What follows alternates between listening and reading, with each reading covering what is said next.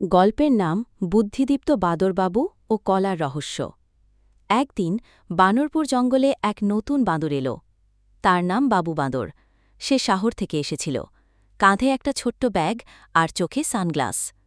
জঙ্গলের অন্য বাঁদরেরা ভাবল, এই বাবু তো খুব চালাক মনে হচ্ছে। কিন্তু সবার কৌতূহল হল যখন দেখা গেল বাবু বাঁদর একটাও কলা খায় না। বাঁদর আর কলা, এ তো পৃথিবীর সবচেয়ে মজবুত বন্ধুত্ব। তাহলে বাবু কেন খায় না? একদিন ছোট্ট টিয়া পাখি কিশোরী এসে বাবুকে জিজ্ঞেস করল, বাবু ভাই, তুমি কলা খাও না কেন? বাবু বলল, আমি এখন কলা ডিটেকটিভ। আমি খুঁজে দেখছি কোন কলাটা সবচেয়ে বেশি মিষ্টি। আমি শুধু সেই একটাই খাব। সবাই হাঁ করে তাকিয়ে রইল। তবে এরপর ঘটল এক ভয়ানক মজার ঘটনা। এক সকালে জঙ্গল জুড়ে চিৎকার, আমার সব কলা কে নিয়েছে?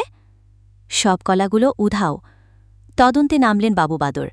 ব্যাগ থেকে বের করলেন একটা ছোট্ট ম্যাগনিফাইং গ্লাস আর প্লাস্টিকের খেলনা হ্যান্ডকাফ। সে হাঁটলেন, গাছের পাতা ঘাঁটলেন, কলার খোসা দেখলেন আর হিসেব কষলেন। শেষে সবাইকে ডেকে বললেন, আমার তদন্ত বলছে দোষী হল আমি নিজেই। সবাই হকচকিয়ে গেল। বাবু লজ্জা হেসে বলল, আমি রাতে ঘুম ঘুম চোখে হেঁটে হেঁটে সব কলা খেয়ে ফেলি। ভেবেছিলাম এটা স্বপ্ন। সবাই হেসে কুটি কুটি।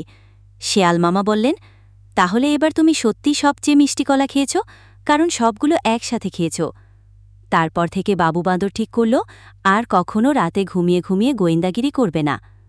জঙ্গলের সবাই তাকে বলল, তুমি তো সত্যিকারের কলার জাদুকর।